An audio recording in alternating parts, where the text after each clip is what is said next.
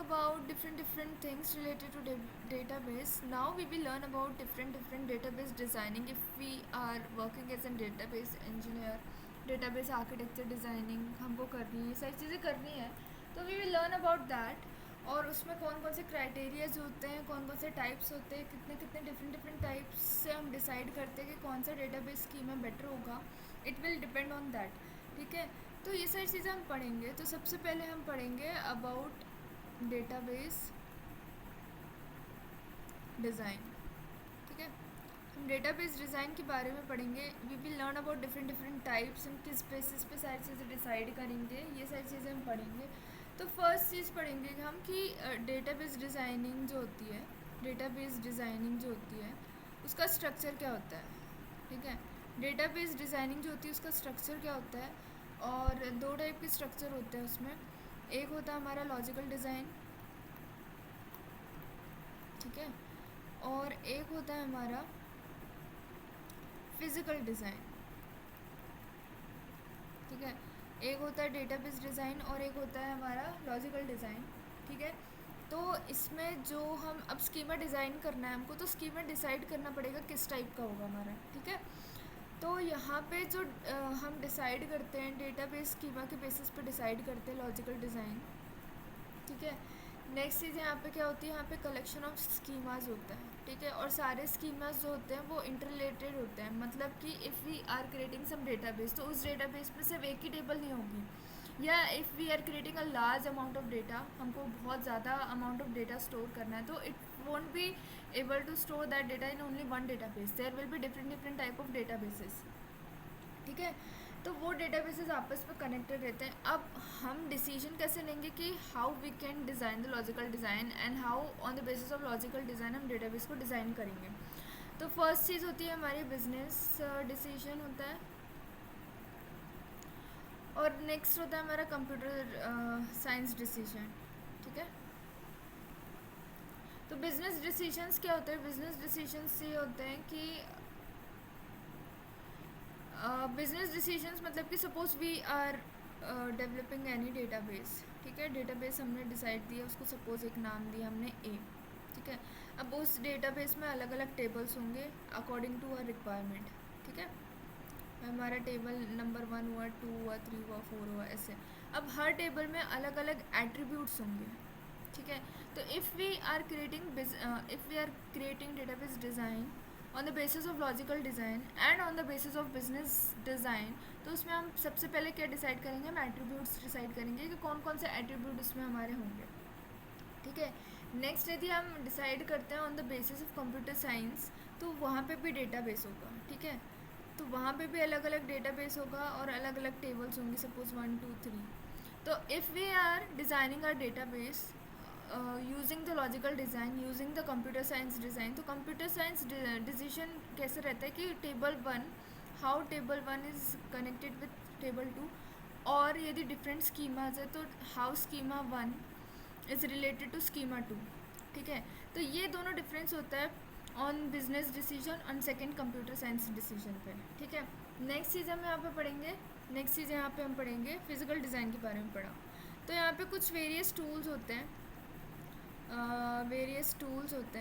जो हमारा design use मतलब लेआउट डिज़ाइन करने के लिए यूज़ होते हैं. सपोज़ हमने किसी भी आर्किटेक्चर को, डेटाबेस आर्किटेक्चर को बोला कि हमको ये डेटाबेस डिसाइड करके बनाना है. ठीक है, तो बनाना है तो क्या करेंगे, पहले हम किसी सॉफ्टवेयर में हमारी जो भी नीड्स रहेगी उस एज़ पर हम उस सारे डेटाबेस को क्रिएट करेंगे, टेबल्स क्रिएट करेंगे, और उन सब के बीच में एक रिलेशनशिप्स फाइंड करेंगे. ठीक है, उसके बाद एक फाइनल लेआउट क्रिएट हो जाएगा जो हमारा डेटाबेस में एक्चुअल हम इम्प्लीमेंट करेंगे. ठीक है, तो इस टाइप के यदि डेटाबेस डिज़ाइन कर रहे हैं हम on the basis of physical design, तो हम उसमें सबसे पहले क्या करते हैं, लेआउट डिज़ाइन करते हैं, उसके बाद हम डेटाबेस को डिज़ाइन करते हैं.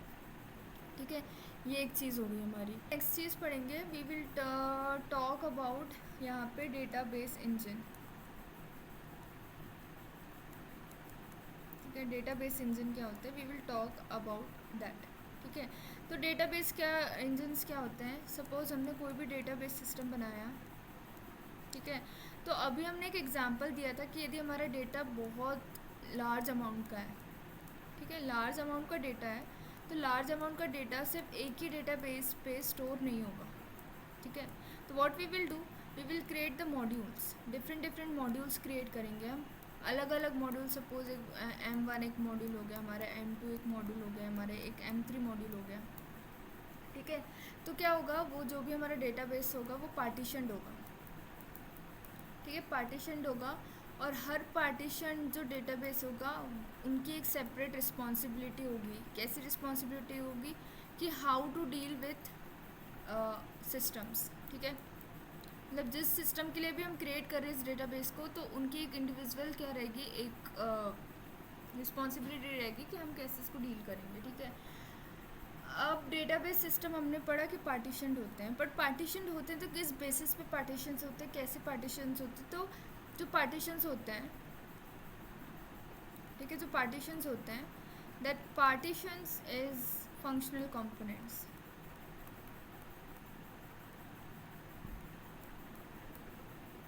ठीक है, that partitions is functional components. अब ये कौन कौन से फंक्शनल कंपोनेंट्स होते हैं, एक होता है हमारा स्टोरेज मैनेजर। ठीक है, नेक्स्ट होता है हमारा क्वेरी प्रोसेसर मैनेजर। ठीक है, और एक होता है हमारा ट्रांजैक्शन मैनेजमेंट कंपोनेंट।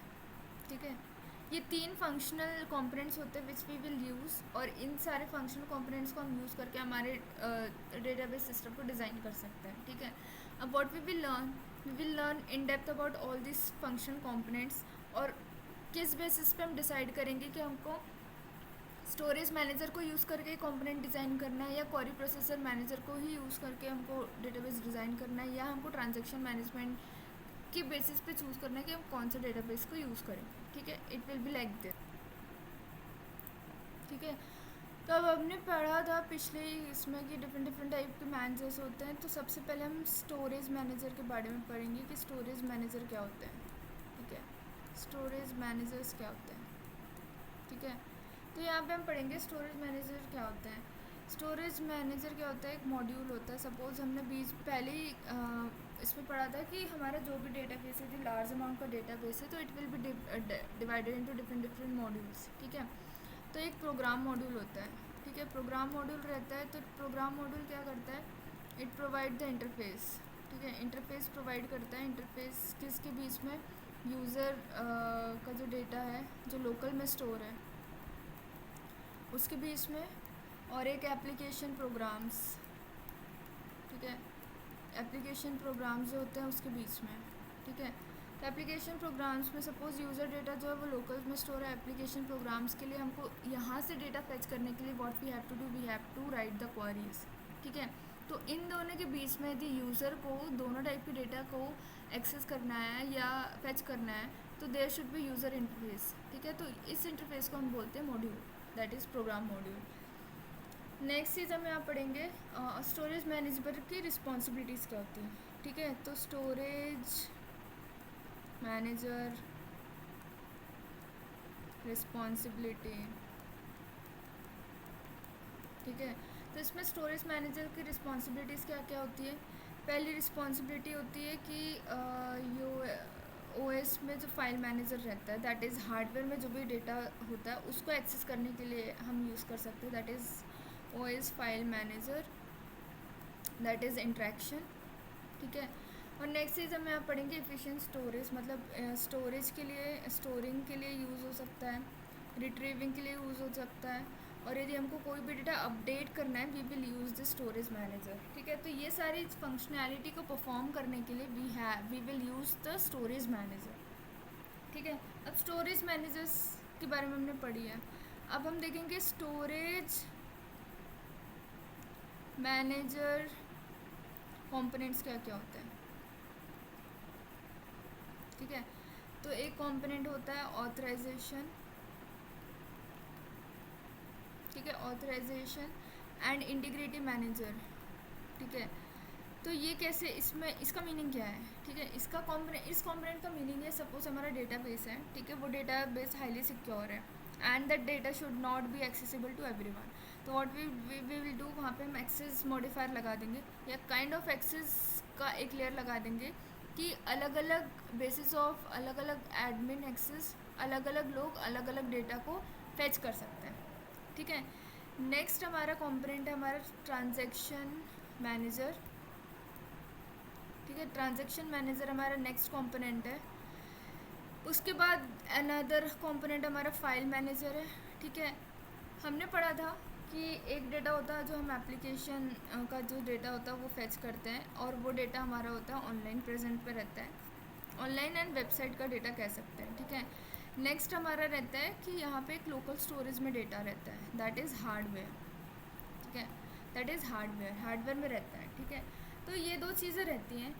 तो अब फाइल मैनेजर्स में सपोज हम we are technically fetching some data है ना, तो we will use SQL queries, और यदि मैनेज करेंगे तो, ठीक है। नेक्स्ट चीज़ हम पढ़ेंगे बफर मैनेजर्स, ठीक है। बफर मैनेजर मतलब कि हमने कोई भी सीक्वल क्वेरी पढ़ी, ठीक है, और suppose we are doing some kind of file handling का कोई भी ऑपरेशन हम परफॉर्म कर रहे हैं, ठीक है। Suppose we are writing a file using some programming language, हमने एप्लीकेशन राइट किया, ठीक है। तो अब सपोज़ हमने एक फ़ाइल है, उस फाइल को हमने ओपन किया, उस फाइल को ओपन करने के बाद उस फाइल को हमने रीड किया, तो रीड करने के लिए हम टेम्प्रेरी स्टोरेज के लिए वो जो भी डेटा हम रीड कर रहे हैं टेम्प्रेरी स्टोरेज को उसको बफर में हम स्टोर करके रखेंगे जब तक हमारा पूरा डेटा रीड नहीं हो जाता, ठीक है।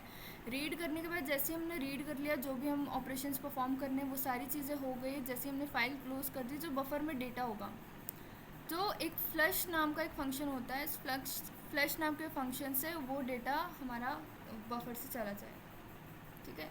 ये चीज़ पढ़ी हमने। अब हम एक और चीज़ पढ़ेंगे related to storage manager. So we were talking about storage managers, ठीक है। स्टोरेज मैनेजर्स के बारे में हम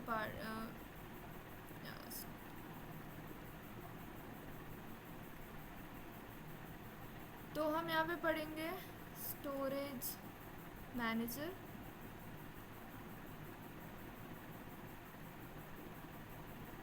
ठीक है। तो स्टोरेज मैनेजर के बारे में हम पढ़ेंगे। तो स्टोरेज मैनेजर जो रहते हैं, ठीक है। तो स्टोरेज मैनेजर्स क्या कहते हैं, हमने थोड़ा सा इंट्रोडक्शन पढ़ा था। ये डिफरेंट डेटा स्ट्रक्चर्स को इम्प्लीमेंट करते हैं, ठीक है, as a part of physical system. यदि हम कोई भी सिस्टम डिज़ाइन कर रहे हैं, ठीक है, and we wanted to design the database, ठीक है, तो उसमें हम इसको यूज़ कर सकते हैं, ठीक है। अब यहाँ पे क्या होगा कि यदि हम कोई भी डिज़ाइन कर रहे हैं सिस्टम, ठीक है, और suppose we are developing any software application, ठीक है, सॉफ्टवेयर एप्लीकेशन डिज़ाइन कर रहे हैं, and there will be some kind of file structure, ठीक है। उस फाइल स्ट्रक्चर के बेसिस पे हम डिसाइड करेंगे तो what kind of files will be store in that folder, ठीक है। तो ये हो गया। तो इसमें भी क्या होता है कि डिफरेंट डेटा स्ट्रक्चर्स जो फिजिकल सिस्टम को इम्प्लीमेंट करने के लिए यूज़ होते हैं। तो यहाँ पे हम एक चीज़ पढ़ेंगे डेटा फाइल्स, ठीक है। तो वो उन स्ट्रक्चर्स के बारे में हम पढ़ते हैं अभी क्या होता है। तो कौन कौन से स्ट्रक्चर्स रहेंगे, फर्स्ट स्ट्रक्चर होगा हमारा डेटा फाइल्स, ठीक है। डेटा फाइल्स मतलब कि store the data store database itself, ठीक है। तो जो डेटा फाइल्स होगी उसमें डेटाबेस स्टोर होगा, ठीक है। नेक्स्ट चीज़ हम पढ़ेंगे डेटा डिक्शनरी। डेटा डिक्शनरी मतलब कि जो डेटा होगा वो डायरेक्टली स्टोर नहीं होगा as in the form of data, it will be stored in the form of meta data, ठीक है। मेटा डेटा के फॉर्म में स्टोर होगा और it will be store on some kind of schema, ठीक है। सो व्हाट विल हैपन, यहाँ पे स्टोर करेंगे हम मेटा डेटा का about the structure of the data in a particular scheme of database, ठीक है। हमने कोई भी डेटाबेस स्कीम डिज़ाइन किया है, डेटाबेस स्कीम डिज़ाइन किया and we want to store some data but we can not store that data directly, तो हम क्या करेंगे उसको मेटा डेटा के फॉर्मेट में स्टोर करेंगे, ठीक है। फिर उसके बाद नेक्स्ट चीज़ हम पढ़ेंगे इंडेसेस। एक थर्ड हमारा स्ट्रक्चर होता है इंडेसेस के नाम पे। इंडेसेस मतलब कि सपोज वी आर क्रिएटिंग या we already created some database, ठीक है। तो यहाँ पे हमने देखा हमने कोई भी डेटाबेस क्रिएट करके रखा है। अब कोई भी डेटाबेस हमने क्रिएट करके रखा है, what we have to do, we have to fast access this, ठीक है। हमको कोई भी डेटा फेच करना है तो फास्टली एक्सेस करना और डेटा आइटम्स भी प्रेजेंट रहेंगे हमारे, ठीक है। तो database index provides a pointer. तो मतलब इंडेक्सेस मतलब कि हमारा सपोज ये डेटा है और इंडेक्सेस मतलब कि एक पॉइंटर रहेगा, ठीक है, एक पॉइंटर रहेगा और एक पॉइंटर जो है इस डेटा को एक्सेस करता रहेगा, ठीक है, और एक पर्टिकुलर मतलब एक बफर रहेगा और वो जैसे जैसे इस डेटा को पॉइंटर के थ्रू रीड करेगा या राइट करेगा, जो भी ऑपरेशन परफॉर्म करेगा, तो ये बफर क्या करेगा, उस डेटा को टेम्परेरी स्टोरेज में रखता जाएगा, ठीक है, उस वैल्यू को, जो भी वैल्यू वो रीड कर रहे हैं, ठीक है। तो उसमें हम क्या करेंगे, उसमें हम इंडेक्सेस टाइप का डेटा स्ट्रक्चर डिफाइन करेंगे, इसमें एक फाइल टाइप का डेटा स्ट्रक्चर डिज़ाइन करते। तो हमने स्ट्रक्चर्स पढ़ लिए, 3 स्ट्रक्चर्स पढ़ लिए हमने। एक डेटा फाइल जिसमें डेटा हम नॉर्मली स्टोर करते हैं, एक नेक्स्ट है हमारा डेटा डिक्शनरी जिसमें हमारा डेटा डायरेक्टली स्टोर नहीं होता, it is stored in the form of meta data. And next हम पढ़ेंगे इंडिसेस। इंडिसेस मतलब कि उसमें डेटा एक्सेस करने का तरीका थोड़ा अलग रहेगा, we will use the pointers, ठीक है। तो ये हमने बेसिक इंट्रोडक्शन पढ़ लिया कि व्हाट इज़ स्टोरेज मैनेजर, और इसमें स्टोरेज मैनेजर में कैसे सिस्टम्स होते हैं, कैसे स्ट्रक्चर्स होते हैं, कैसे different different data structure we have to use, it will be learn here only, ठीक है। ये चीज़ हमने पढ़ ली। सो नेक्स्ट चीज़ जहाँ पे हम जो पढ़ने वाले हैं, वो नेक्स्ट चीज़ हम पढ़ेंगे अबाउट पढ़ेंगे हम क्वेरी प्रोसेसर्स, ठीक है। क्वेरी प्रोसेसर्स क्या होते हैं, इसका काम क्या होता है, हमारा डेटाबेस में इसका क्या रोल है, we will learn about that also. तो सबसे पहले हम क्या करेंगे, सबसे पहले हम देखेंगे कि क्वेरी प्रोसेसर्स के कंपोनेंट्स क्या होते हैं। तो क्वेरी प्रोसेसर्स, इसके कंपोनेंट्स क्या क्या होते हैं, ठीक है। कंपोनेंट्स होता है 3 कंपोनेंट्स रहते हैं, ठीक है। एक होता है हमारा डीडीएल इंटरप्रेटर, ठीक है। एक होता है हमारा डीएमएल कंपाइलर, और नेक्स्ट होता है हमारा क्वेरी इवैल्यूएशन इंजन,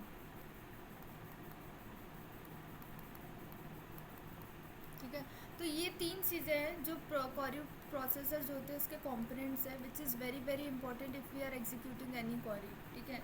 तो अब हम सबसे पहले तो हम बेसिक डिफरेंस ये पढ़ेंगे, बेसिक डिफरेंस ये पढ़ेंगे कि इंटरप्रेटर क्या होता है, कंपाइलर क्या होता है, ठीक है। इंटरप्रेटर क्या करता है, हमारा जो भी कोड है वो लाइन बाय लाइन एग्जीक्यूट करके तुरंत रिजल्ट दे देता है। And what DML do, DML compiler क्या करता है, कंपाइलर का काम ये होता है कि कंपाइलर पूरे कोड को एक बार में एग्जीक्यूट करके हमको रिजल्ट देता है, ठीक है। तो सबसे पहले हम पढ़ेंगे कि फर्स्ट कंपोनेंट जो है हमारा डीडीएल इंटरप्रेटर, इसका काम क्या होता है, क्या करता है कि डीडीएल स्टेटमेंट्स लिखेंगे, ठीक है। डीडीएल स्टेटमेंट्स लिखने के बाद ये जो भी डीडीएल स्टेटमेंट्स होंगे उसको डेटा डिक्शनरी में स्टोर करेगा, ठीक है। Dictionary is kind of like key value pair कह सकते हैं, whatever it will be, we will learn about that also. DML compiler का काम क्या होता है, डीएमएल कंपाइलर का काम क्या होता है, सपोज हमने डीएमएल स्टेटमेंट्स लिखे, ठीक है। तो वो डीएमएल स्टेटमेंट्स जो है, जो भी हमारा इंजन होगा, that will not understand directly these DML statements. तो क्या करेगा डीएमएल कंपाइलर, क्या करेगा डीएमएल कंपाइलर, क्या करेगा डीएमएल कंपाइलर इन डीएमएल स्टेटमेंट्स को एक लो लेवल इंस्ट्रक्शंस में कन्वर्ट कर देगा, ठीक है। लो लेवल इंस्ट्रक्शंस में इसलिए कन्वर्ट कर देगा ताकि जो भी हमारा इंजन इसको एग्जीक्यूट करने वाला है वो इस लैंग्वेज को अंडरस्टूड कर सके, ठीक है, अंडरस्टैंड कर सके। एंड सेकेंड थिंग ये कि अंडरस्टैंड तो कर सके। थर्ड, यदि हमको क्वेरी को ऑप्टिमाइज़ भी करना है, यदि we wanted to optimize the query also, तो क्वेरी ऑप्टिमाइजेशन के लिए भी हम डीएमएल कंपाइलर का यूज़ करते हैं, ठीक है। अब नेक्स्ट चीज़ क्या है, अब हम यहाँ देखेंगे क्वेरी इवैल्यूएशन इंजन का रोल क्या है, ठीक है। हमारे जो भी डीएमएल स्टेटमेंट्स हैं, ठीक है, जो भी डीएमएल स्टेटमेंट्स हैं वो ऑलरेडी एक लो लेवल इंस्ट्रक्शंस में कन्वर्ट हो चुके हैं, ठीक है, लो लेवल इंस्ट्रक्शंस में कन्वर्ट हो चुके हैं। अब लो लेवल इंस्ट्रक्शंस में कन्वर्ट तो हो चुके हैं बट एग्जीक्यूट नहीं हुए। तो क्वेरी इवैल्यूएशन इंजन का काम क्या होता है, टू एग्जीक्यूट दिस इंस्ट्रक्शंस, ठीक है। ये सारे इंस्ट्रक्शंस को एग्जीक्यूट करने के लिए हम क्वेरी इवैल्यूएशन इंजन का यूज़ करते हैं, ठीक है। ये चीज़ हमने पढ़ी। अब ये हमारी बहुत सारी हमने बेसिक चीज़ें पढ़ी कि ऐसा होता है, वो ऐसा होता है, ये ऐसा होता है, वो ऐसा होता है, ठीक है। अब क्वेरी प्रोसेसिंग हमने पढ़ी। तो क्वेरी प्रोसेसिंग में 3 और इम्पॉर्टेंट चीज़ होती है, ठीक है। क्वेरी प्रोसेसिंग में 3 इम्पॉर्टेंट चीज़ें होती है। क्या क्या इम्पॉर्टेंट चीज़ होती है, एक होती है पार्सिंग एंड ट्रांजैक्शन, ठीक है, ट्रांजैक्शन। नेक्स्ट चीज़ होती है हमारी ऑप्टिमाइजेशन, ठीक है। और एक दूसरी चीज़ होती है हमारी इवैल्यूएशन, ठीक है। तो ऑप्टिमाइजेशन सबसे इम्पॉर्टेंट पार्ट होता है हमारा क्वेरी प्रोसेसिंग के लिए। उसके पहले हम पार्सिंग एंड ट्रांजैक्शन करते हैं और उसके बाद हम इवैल्यूएशन करते हैं, ठीक है। ये तीन कुछ इंपॉर्टेंट चीज़ें जो हम पढ़ेंगे, ठीक है। तो इसका एक बेसिक स्ट्रक्चरल डायग्राम है, उसको हम शो करेंगे and we will discuss that later on कि कैसे होता है, क्या होता है, ठीक है। या we will discuss right now only कि कैसे होता है। तो क्वेरी प्रोसेसर जो है यहाँ पे हो जाएगा, जो क्वेरी प्रोसेसर है, ठीक है। तो इसका एक एग्जीक्यूशन का वर्क फ्लो है, ठीक है। कि कैसे हम क्वेरी दी हमने, कैसे एग्जीक्यूट करेगा, क्या होगा, कैसे होगा, क्या होगा, we will learn about that. तो सबसे पहले क्या होगा, हमने एक क्वेरी दिया, ठीक है। वो क्वेरी किसके पास जाएगी, पार्सर के पास और ट्रांसलेटर के पास, ठीक है। यहाँ पे जाएगी। उसके बाद क्या होगा कि रिलेशनल अलजेब्रा एक्सप्रेशंस फॉर्म होंगे,